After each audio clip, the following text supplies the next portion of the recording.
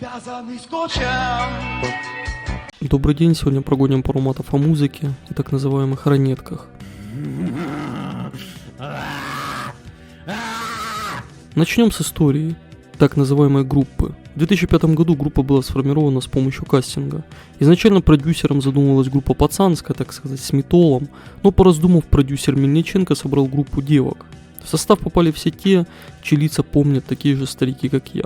До 2006 года они только раз светились на телеке в некой передаче под названием «Открытый проект», где нонеймам давали минуту славы за деньги. Принцип такой же, как в щит-параде, например, на MTV, куда люди тоже попадали за деньги, несмотря на то, что их в щит-параде вообще обсирали.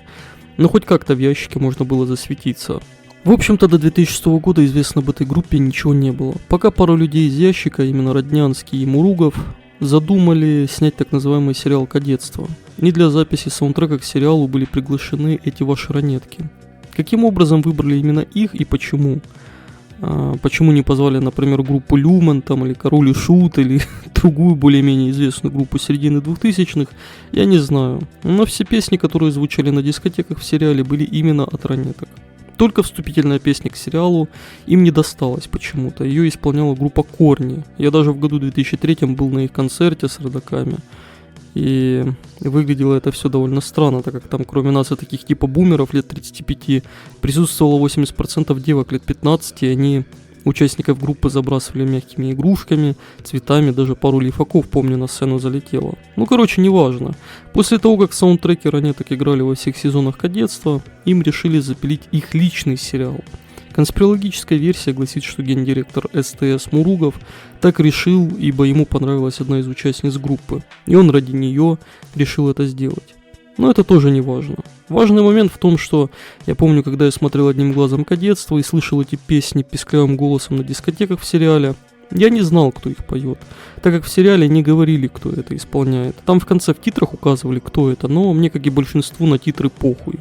И, видимо, таким образом было решено окончательно продвинуть эту группу в массы, и в умах взрослых людей они остались по большей части не как музыкальная группа, а как что-то там, что крутили по СТС какой-то сериал. Фишка с созданием личного сериала о группе была взята с некой американской группы Monkees, которая была, так сказать, американским ответом Beatles. Их собрали и с их же участием снимали одноименный сериал, комедийный. Было это с 66 по 68 год. Группа эта, кстати, была одной из самых успешных групп 60-х годов, и было продано у них более 75 миллионов пластинок по всему миру.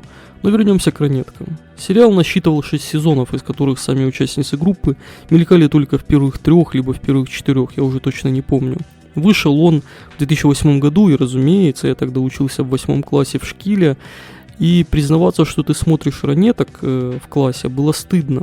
Но я-то знаю, что его смотрели все, вернее, не только лишь все, но большинство. Однако некоторые люди не стыдились и открыто в шкиле пели песни ранеток, которые звучали в сериале. И были это далеко не девки 12 лет. Я до сих пор помню песню про какую-то там Алису, которая не ходит в школу и любит поспать. И она нихуево так залипала в голове. Еще куча других песен, типа «Не забуду тебя» и прочие девичьи сопливые песни, которые даже мне в уши попадали. Хотя я в те времена активно выкачивал из интернета с помощью торрентов на нищей скорости всякий английский рок, нью вейв, рокопоп с 80-х годов и глубоко в душе противился слушать контент по типу ранеток. Но это как с телепузиками. Чем больше сопротивляешься, тем сильнее хочется продолжать это слушать. Но вот так выглядел типичный слушатель ранеток тех лет. Здесь это надо касаться моего телефона. Да что ты? Ишь ты какой деловой, сюда наушники дал. Наушники сюда дал. Тёма, тебя исключить могут, дурак. Из-за наушников? Да, ты что ты орешь на учителя? Ой, Ты кто вообще такой, да, что на меня радио? А? Ты кто такой? Ты кто такой, говорю? Пипец тебе. Ты кто такой, спрашиваю? Просто сейчас так начал. Ты что, кто ты такой? Он сейчас просто начал орать. Я тебя спрашиваю, ты кто такой? Да. знал, что, блин, наш. О чем был сам сериал? Я видел только первый сезон и помню, что там идет повествование от имени тёлки, которая переехала в новый город из каких-то там ебеней и идет в новую школу. И там пытается, так сказать, социализироваться, найти любовь, заниматься музыкой. Там же она встречает подруг, с которыми создают группу Ранетки. Также показаны отношения этих самых подростков с родителями, которые в большинстве случаев показаны додиками с синдромом вахтера и истерическим расстройством. Но краткая суть сериала такова. Но я пару лет назад видел, что всякие там реактмены, хрюлики делали реакты на этот сериал довольно активно и смотрели его на стримах, так что можете найти и посмотреть, если интересно. Финал первого сезона, насколько я помню, это концерт ранеток в Лужниках, который был и в реальности. На волне хайпа создается еще одно шоу с участием ранеток. СТС зажигает суперзвезду, Ранетки Мания, где выступали подростки, перепевая хиты былых лет. Еще немаловажный факт, что их песню «О тебе» всунули на радиостанции GTA 4. И на ютубе под этой песней немало позитивных отзывов от иностранцев. Хотя я помню, когда игра вышла, у людей горело неистово, что даже на ебучем радио в GTA эти блядские ранетки играют. Потом происходит драма с уходом одной из участниц группы по фамилии Козлова, отчего группа только вышла в плюс, и об этом тогда говорили все. У меня тогда еще толком не было нормального интернета, но даже до меня эта хуйня доходила по сарафанному радио. Параллельно продюсер развивал их личный сайт, где был в том числе и форум, на который я не смог зайти, так как сайт уже не действует. Но большинство посетителей их сайта и форума это были тролли, так как у их целевой аудитории детей 10 лет доступа в интернете в 2008-2009 годах не было. И там писались комменты типа: «Да как ты вообще можешь сравнивать какого-то Кобейна с ранетками? Твой Кобейн пусть прославится сначала, а потом уже тягается с ранетками». Я слушаю ранеток, очень их люблю, но кто-то сказал, что у них какая-то группа, вроде бы называется Beatles, украли песню. Я предлагаю девчонкам подать на них в суд за такой наглый плагиат. Как ты можешь не понимать, что эти признанные кумиры миллионов в музыке ничего не смыслят? И этот ваш Кирк Хэммет точно прошел на сцену через постель с продюсером. Так хуй свой, блядь, гнилой, с вонючими яйцами в пизду суют, блядь, суки ебаные, блядь, сука.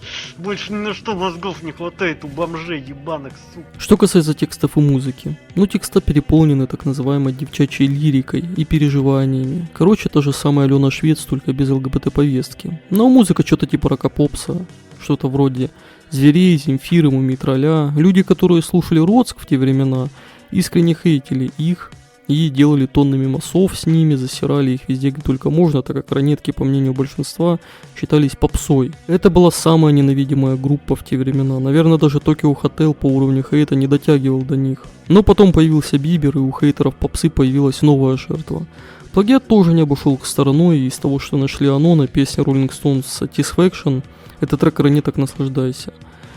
Песня группы Offspring под названием Pretty Fly for a White Guy, они превратили ее в нечто под кодовым названием «Маронетки». Песня группы Kiss I Was Made for Loving You трансформируется в песню «Лети». Сука, бомжи, сука, школьные, сука, выблядки ебаные, сука. Далее, в том же 2009 году, когда я в очередной раз заехал в Москву, я узрел плакаты Бритни Спирс и ранеток, совместные плакаты, где было написано, что ранетки будут на разогреве у нее. И это таки оказалось правдой. Концерт действительно состоялся, даже видосы на ютубах есть. Далее они должны были через время выступать на разогреве у Майкла Джексона, но тот просто не дожил до этого момента. А уже в 2010 году был вброс, который активно обсуждался в тогдашних интернетах, что будет совместный концерт ранеток и Металлики, что было очередной инфоуткой, и на самом деле тогда у них на разогреве выступали некие аматори.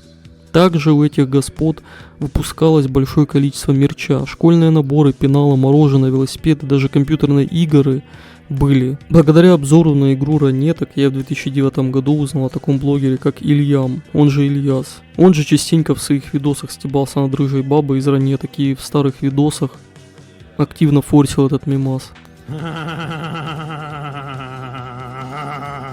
Последнее значимое событие с их участием, которое я помню, это их участие в телепередаче «Музыкальный ринг» против Глеба Самойлова и его группы The Matrix. И мне кажется, что пригласили их туда, дабы чисто постебаться над ними. Особо отличилась некая журналистка Катя Гордон, которая прямым текстом спрашивала у них типа: «Вы ебетесь со своим продюсером?» На что в ответ девки просто мямлили и пытались отшучиваться. Сам же продюсер тоже не дал никаких ответов на вопросы про то, почему его группа более известны «Зубная паста» и сериал, чем их музыка. В общем, советую к просмотру, если делать нехуй. Вставлять моменты из телека я не могу. Но в целом этот эфир, можно сказать, был концом этой, так сказать, группы и уже через год они распались окончательно. Но срачи между участницами группы, продюсерами происходят до сих пор.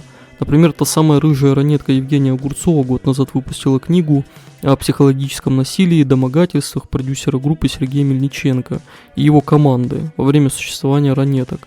Но всем, как водится, похуй. Вот это поворот. Карлики, берите. Что касается общего впечатления и влияния, ну, благодаря им во многом мы сейчас имеем таких мэтров детского, девчачьего родска, как Дора, Кис-Кис, Швец и тому подобные личности. Правда, в их сторону почему-то не идет такое количество хейта, как 10 лет назад. Но это, видимо, потому что они уже не первопроходцы, и в эпоху ТикТока люди более терпимы к экспериментальной музыке. В 2012 году на ранетках эта волна бабарока в СНГ была окончена. После них я не помню никого, кто бы пытался что-то подобное делать. Что-то подобное появилось лишь спустя 6-7 лет, когда появились тиктоки и все эти френдзоны, доры. Но главная проблема этих баба-бендов, что они не живут долго. Вот даже Аврил Лавин, но она недолго была популярной, прям на пике популярности. Во всем мире сейчас ее помнят только деды, типа меня. У нее сейчас, кстати, идет мировое турне, и арены, где она будет выступать, не вмещают более 15 тысяч человек. А в среднем арены на 5-7 тысяч человек. В городах типа Берлина или Прага. Но это неплохо, учитывая, что ее популярность была 20 лет назад, и, видимо, деды моего возраста все-таки что-то там о ней помнят и ходят на ее концерты. Она намного выше по уровню и пиару, чем интернет-проекты типа Доры там или Кис-Кис. Их по MTV по всему миру не крутили. Но неважно. Далее френдзона распалась спустя 3 года, и девка отделилась от группы, сейчас ее отдельно раскручивать пытаются. Дора на подходе к своему закату, как мне кажется. Эта музыка для детей, она узконаправленная. И когда дети подрастают, они забивают хуй и слушают уже что-то другое. Поэтому похайпить в этом направлении рокопопса для детей, он же так называемый кьют-рок, там тикток-панк, называть как хотите. В этом направлении получится похайпить не более 5 лет. Ранетки похайпили всего года 3. Да и сейчас вместо ТВ есть ТикТок и Ютуб. Вместо сериалов можно снимать видосы на Ютуб, тот же Инстаграм. И как бы не париться. Но я вот смотрю и вижу, что популярность у той же Швеции Доры тоже просела так нихуево. Под последним клипом Доры меньше 500 000 просмотров за 3 недели, хотя еще год назад ее клип про «Втюрилась» набрал 24 ляма. Довольно скоротечна карьера у людей в этом направлении. Песен про любовь и бабские сопли, возможно, так происходит еще потому, что это просто продюсерские творения с тупой работой на определенную аудиторию и повестку. Когда это перестает работать, проект заканчивается. Вот ранетки — это первая на моей памяти именно не певица, а ВСЖшная бабская рок-группа, которая тупо создана продюсером, и они несколько лет довольно успешно форсились во всех средствах массовой коммуникации. Их продюсер даже хотел свою соцсеть запилить на базе сайта ранеток, но все зафейлилось из-за просадки популярности группы. Но как я вижу, даже в эпоху ТикТока, когда реклама стоит не особо дорого и за нищий прайс можно продвигаться, эти бабские группы не живут долго. Вот даже Кис-Кис на их YouTube-канале нищие просмотры. Сейчас в сравнении с годичной или 2-годичной давностью. Так что я думаю, это проблема этого любовного рок-направления, что группы в нем долго не живут, чисто за лет 5 лавехи нарубить на детях и уйти в закат.